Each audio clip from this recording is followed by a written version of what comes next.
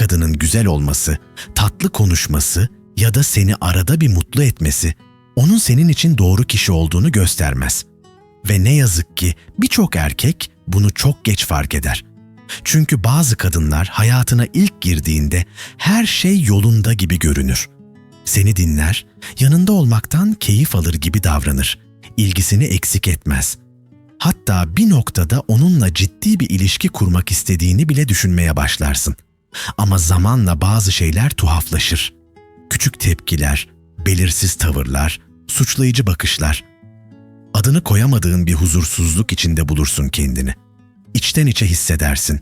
Bir şeyler ters gidiyor ama ne olduğunu anlayamıyorsun. İşte burada dikkatli olman gerekir. Çünkü bazı kadınların tekrar eden davranış kalıpları vardır. Başta fark edilmezler çünkü üzeri ilgi ve duyarlılık gibi etiketlerle kapatılmıştır.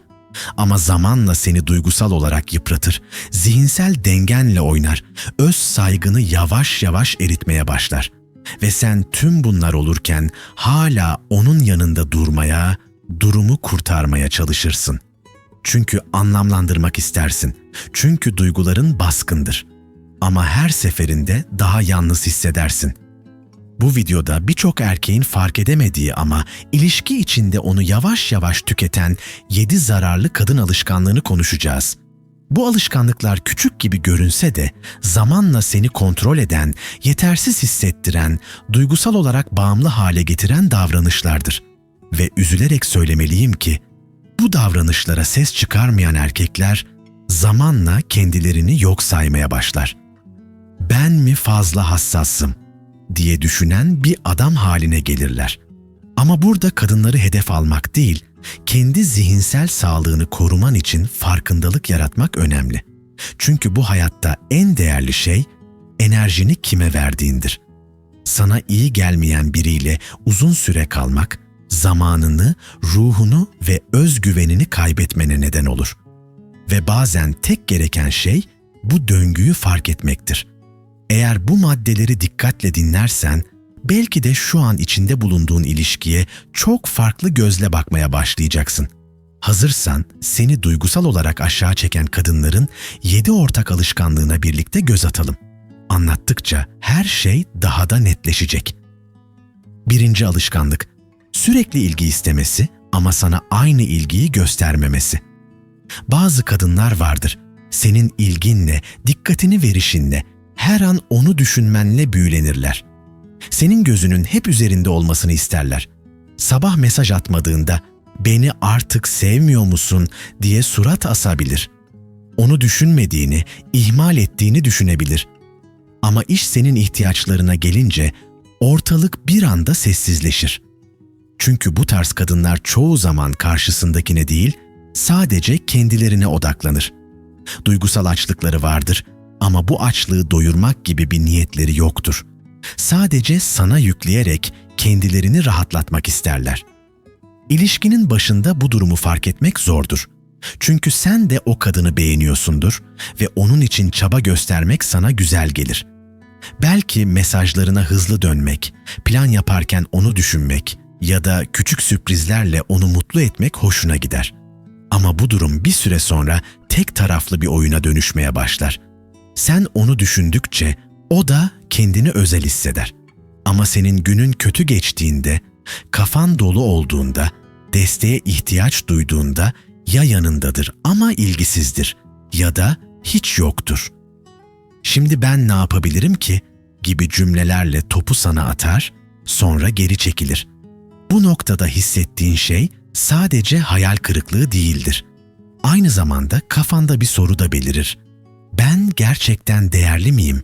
Yoksa sadece onun kendini özel hissetmesini sağlayan biri miyim? Bu soru önemli.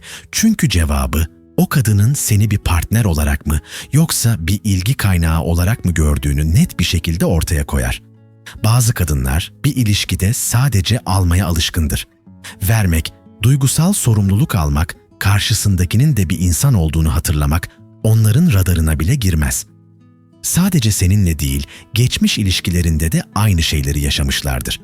Bu yüzden senin iyi niyetin onların elinde bir avantaja dönüşür.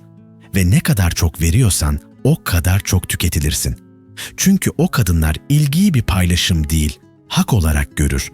Sanki sen onun hayatına girmiş bir hizmetkarsın. Duygusal olarak hep hazır ve nazır olman gerekiyormuş gibi davranır. Ama senin ne hissettiğin ya çok az önemlidir ya da tamamen göz ardı edilir. Bu tür bir ilişkide zaman geçtikçe farkında olmadan kendi sınırlarını yitirmeye başlarsın. Onu üzmemek için söylemek istediklerini bastırırsın. Kendini önemsiz hissetmeye başlarsın ama bu duyguyu tanımlayamazsın. İçten içe bir şeyler eksik ama ne dersin. Oysa eksik olan şey senin karşılık göremeyen emeğindir. Ve bu uzun vadede seni yorar. İlişki devam etse bile içinde huzur değil bir yorgunluk birikir. Eğer bu yazılanlar sana tanıdık geliyorsa o kadını hayatında sorgulama zamanı gelmiş olabilir. Çünkü gerçek ilişki iki tarafında birbirine değer verdiği yerdir. Biri sürekli isterken diğeri sürekli veriyorsa bu denge değil, sömürüdür. Ve unutma, sürekli ilgi isteyen ama seni önemsemeyen biri sevgi aramıyordur. Sadece egosunu besleyecek birini arıyordur. İkinci alışkanlık, tartışmalarda hep mağdur rolüne bürünmesi. Bir şey ters gittiğinde bir kadın sürekli mağdur rolüne giriyorsa burada durup düşünmek gerekir. Çünkü her tartışmada suçlu hep sensen. Her olayda o masumsa, her yanlış onun dışında gelişmiş gibi anlatılıyorsa. Bu sağlıklı bir ilişki değildir. Bu durum sadece seni yoran bir iletişim biçimi değil. Aynı zamanda gizli bir manipülasyon tekniğidir. Adı konmaz ama etkisi büyüktür. Çünkü sen ne söylersen söyle, her seferinde kendini kötü hissederek geri çekilirsin. Bu tarz bir kadınla birlikteysen muhtemelen şunu sıkça yaşıyorsundur.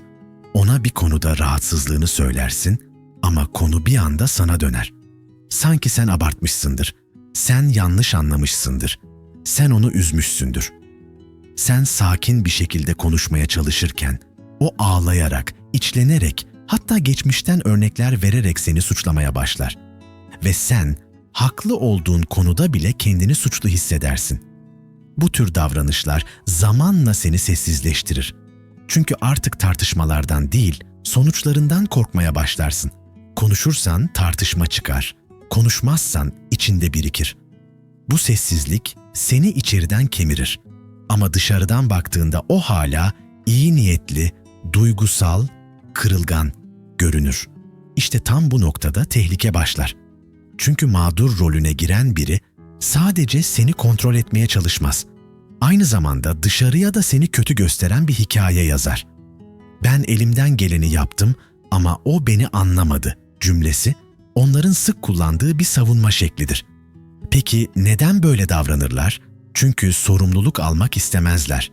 Çünkü hatayı kabul ettiklerinde o güçlü ve kusursuz imajları zedelenir. Ve bazı kadınlar bu imajdan vazgeçmek istemez. Onlar için önemli olan gerçek değil, kontrolü elde tutmaktır. Ve bunun için en etkili yöntemlerden biri de kurban rolüne bürünmektir. Kendilerini acındırarak haklı çıkmak, karşı tarafı vicdan azabıyla yönetmek isterler. Bunu fark etmeyen erkekler ise zamanla özgüvenini yitirir. Sürekli suçlanan, özür dileyen, kendini açıklamaya çalışan birine dönüşür. Unutma, tartışmalar sağlıklı ilişkilerde sorunları çözmek için yapılır. Ama bir taraf sürekli kurban rolüne giriyorsa, orada artık çözüm değil, yönlendirme vardır. Ve bu seni yıpratır. Çünkü her seferinde kendini suçlu hissetmek, özür dilemek, onun duygusal iniş çıkışlarını idare etmeye çalışmak seni hem zihinsel hem duygusal olarak tüketir. Gerçek bir ilişkide iki taraf da bazen hata yapar. Bazen biri üzülür, bazen diğeri kırılır. Ama bu sürekli aynı tarafın suçlanması anlamına gelmez. Eğer bir kadın senin hiçbir zaman haklı olamayacağını hissettiriyorsa, senin duygularını önemsediğini değil, kendi duygularını senin üstüne dayattığını gösteriyordur. Ve şunu unutma, haklı olduğun bir konuda sessiz kalman, huzur değil, kendine saygını kaybetmendir. O yüzden bu davranış karşısında gözünü kapatma. Çünkü sürekli kurban rolüne giren biri, zamanla seni suçluluk duygusuyla yönetmeyi öğrenir. Üçüncü alışkanlık, sınırlarına saygı göstermemesi ve her şeye karışması. Bir kadınla ilişki içindeyken hayatının artık ortak bir alan haline gelmesi doğaldır. Ama bazı kadınlar bu ortaklığı kontrol hakkı gibi algılar. Senin adına karar vermeye, arkadaşlarını eleştirmeye, giydiğin kıyafetten konuştuğun insanlara kadar her şeye yorum yapmaya başlarlar. Başta bunu ilgileniyor sanabilirsin. Demek ki önemsiyor diye düşünürsün.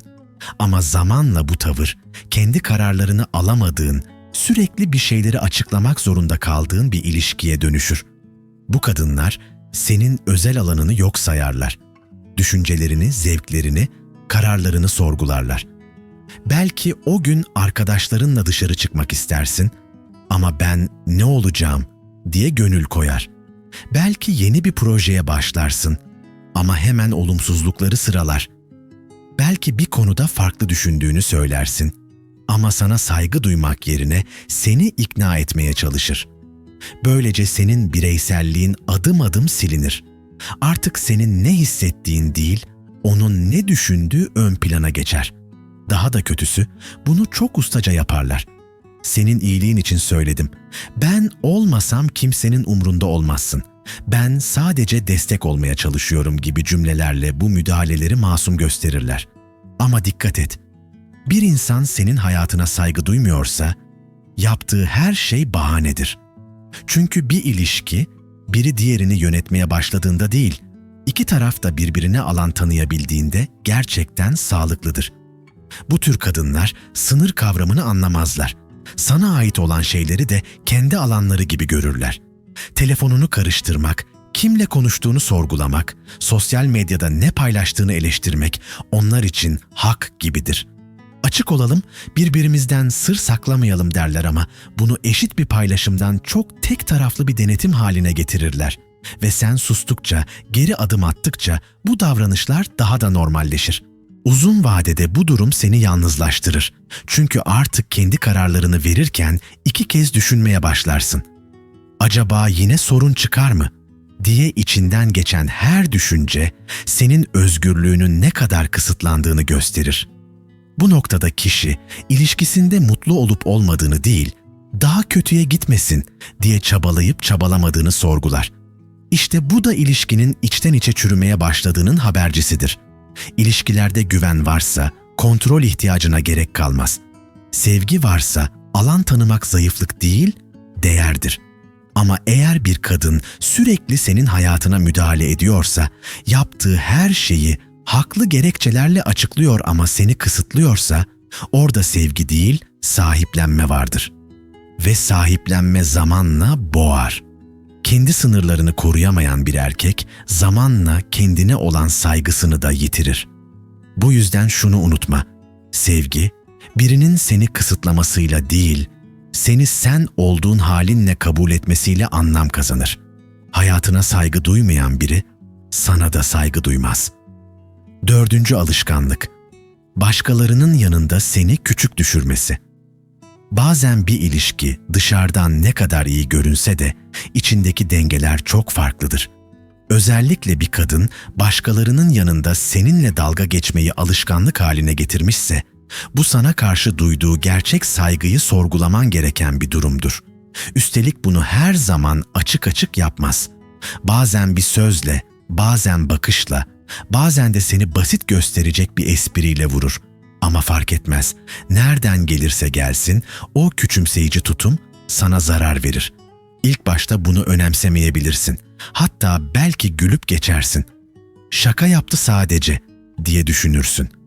Ama zamanla bu şakaların dozunun arttığını, seni hedef alarak yaptığı yorumların bir eğlenceye dönüştüğünü fark edersin. Bir fikir paylaştığında küçümsenir, bir başarı anlattığında hafife alınır, duygularını ifade ettiğinde alay edilir hale gelirsin. Üstelik tüm bunlar senin tanımadığın insanların önünde olur. O an ses çıkarmazsın belki ama içinden bir şey kırılır.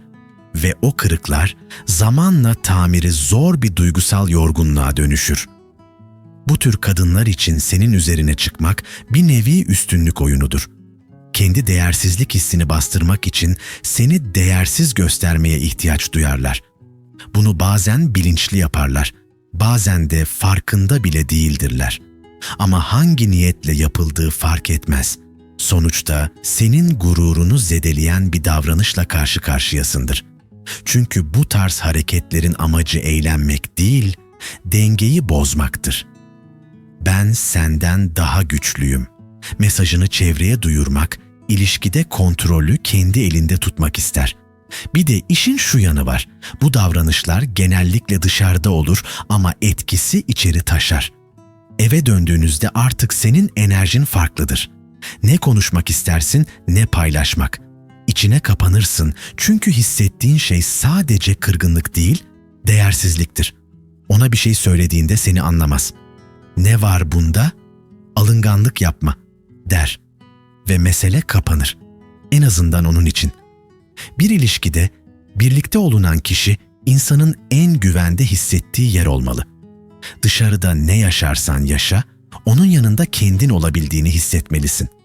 Eğer tam tersi bir durum varsa ve onunla olduğunda tetikteysen, cümlelerini seçerek kuruyorsan, espri yapılacak mı diye düşünüyorsan, bu sağlıklı bir bağ değil, sürekli diken üstünde yürümek demektir. Kimse böyle bir ortamda uzun süre varlığını sürdüremez. Bazen bir kadının seni gerçekten sevip sevmediğini, sana nasıl davrandığından çok, senin başkalarının yanında nasıl hissettiğinden anlarsın.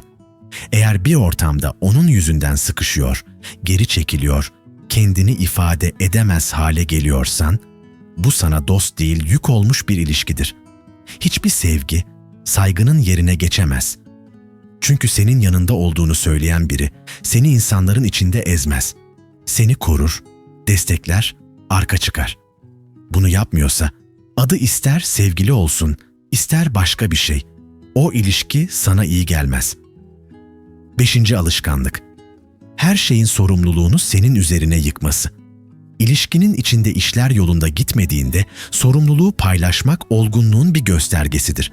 Ama bazı kadınlar yaşanan her sorunu senin üstüne yıkar. İlişki kötüye giderse senin yüzünden, tartışma çıkarsa sen başlatmışsındır. O üzülürse nedeni yine sensindir. Hatta bazen onun kendi hatası bile senin davranışlarına bağlanır. Ben böyle biri değildim, senin tavırların beni değiştirdi gibi cümlelerle suçu ustaca sana yönlendirir. Ve zamanla sen olup biten her şeyden kendini sorumlu hissetmeye başlarsın. Bu durum çoğu zaman yavaş yavaş gelişir. Başta fark etmezsin. Bir sorunu çözmek istersin, anlayış gösterirsin, yapıcı davranırsın. Ama ne kadar iyi niyetli yaklaşırsan yaklaş, sonuç hep aynıdır. Yine sen suçlusundur. Bu durum seni zihinsel olarak yorar. Her tartışmada kendini açıklamak zorunda kalırsın. Aslında öyle demek istemedim. Beni yanlış anladın. Sadece yardımcı olmak istemiştim gibi cümleleri o kadar sık kurarsın ki bir süre sonra artık kendine bile güvenin kalmaz. İlişkide bu şekilde sürekli suçlanan bir erkek zamanla pasifleşir. Karar almaktan çekinir, konuşurken temkinli olur, duygularını bastırır. Çünkü her ifadenin bir şekilde yanlış anlaşılacağına, her hareketin bir tepki doğuracağına inanırsın. Kendi içinde sessiz kalayım, sorun çıkmasın düşüncesiyle hareket edersin. Ama o sessizlik seni tüketir. Çünkü içinde bastırdığın şeyler birikir. Bu da seni ilişkide var olmaktan çok sadece idare eden biri haline getirir. Bu tür kadınlar kendi davranışlarının sonuçlarıyla yüzleşmek istemez. Yanlış yaptıklarında özür dilemek yerine gerekçe üretirler. Ve bu gerekçelerin merkezine seni yerleştirirler. Onlara göre her şeyin kaynağı sensindir. Bu tutum, onların hatalarını kabul etmeden kendilerini temize çıkarma biçimidir. Ama sen bunu fark etmez ve sürekli sorumluluğu omuzlamaya devam edersen, zamanla ilişkinin yükünü tek başına taşır hale gelirsin. Sağlıklı bir ilişkide iki taraf da kendi payını görür. Herkes zaman zaman hata yapar ve önemli olan bu hataları dürüstçe kabul edebilmektir. Eğer bir kadın en ufak sorunda bile seni hedef alıyorsa, seni dinlemek yerine seni suçluyorsa, burada eşitlikten söz edilemez. Bu bir ortaklık değil, bir suçlama döngüsüdür ve o döngüden çıkmadıkça kendini hep eksik, hep yanlış hissedersin. Belki de geçmişte benzer bir şey yaşadın. Sessiz kalıp geçmesini bekledin. Zamanla düzelir sandın. Ama gerçek şu ki bu tarz davranışlar kendiliğinden değişmez. Değişmesini sağlayan şey senin sınırlarını net çizmen, sorumluluğu hak etmediğin yerde kabul etmemenle başlar. Çünkü kendi yükünü taşımayan biriyle uzun süre yol yürümek seni yorar. Hem ruhunu hem aklını. Ve bazen en doğru karar, bu benim yüküm değil diyebilmektir. 6. alışkanlık, senin başarılarını küçümsemesi ya da yok sayması. Bir şey başardığında sevdiğin insanın gurur duymasını istersin. Onun yüzünde senin adına bir sevinç görmek, iyi ki yanımda dedirten duygulardan biridir. Fakat bazı kadınlar partnerinin yükselmesini, gelişmesini ya da öne çıkmasını bir tehdit gibi algılar. Senin başardığın bir şey, onların gözünde bir övgü nedeni değil, kendilerini daha az değerli hissettikleri bir aynaya dönüşür. Bu yüzden övgü vermezler. Hatta çoğu zaman başardıklarını yok sayar ya da küçümserler. Bu durum çoğu zaman fark edilmez çünkü öyle açık açık yapılmaz.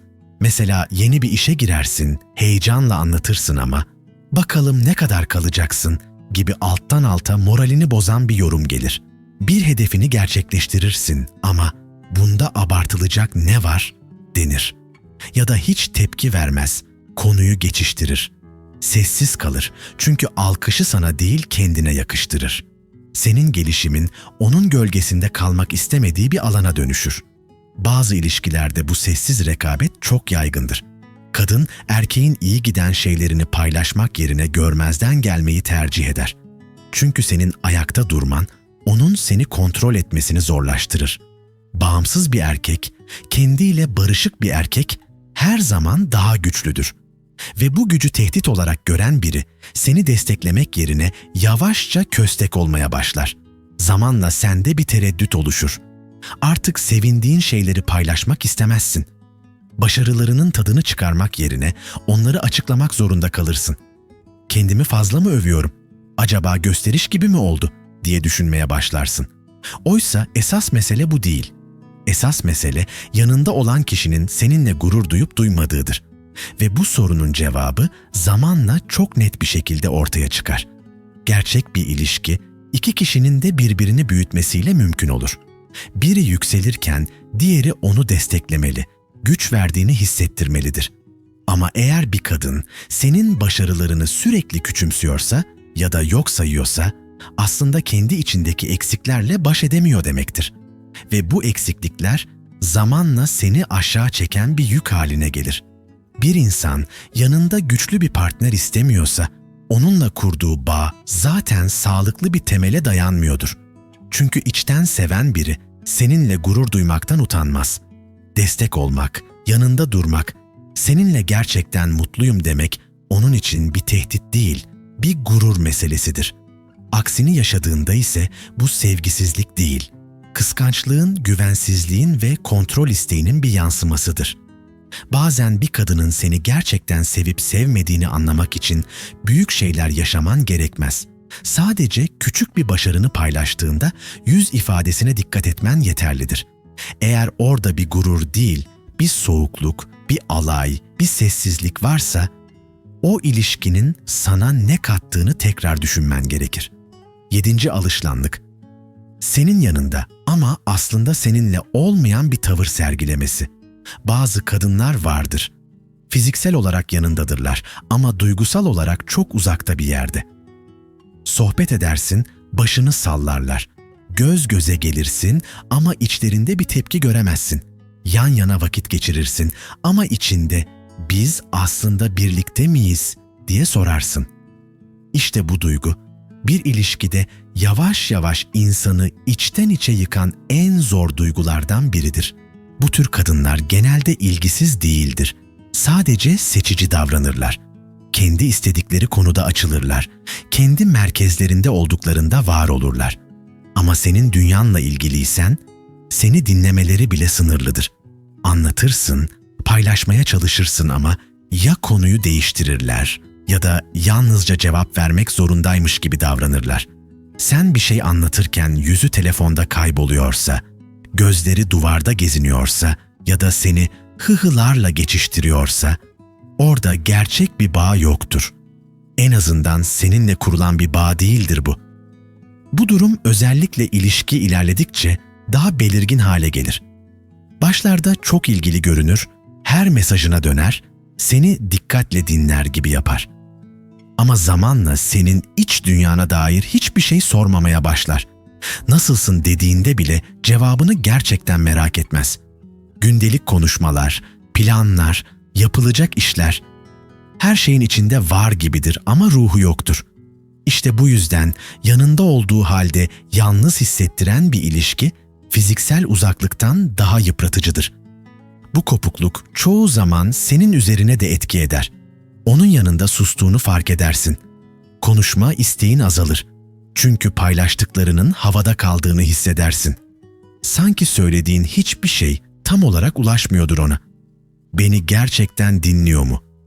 Yoksa sadece sabrediyor mu? Gibi sorular aklını kurcalar. Bu da seni zamanla kabuğuna çeker.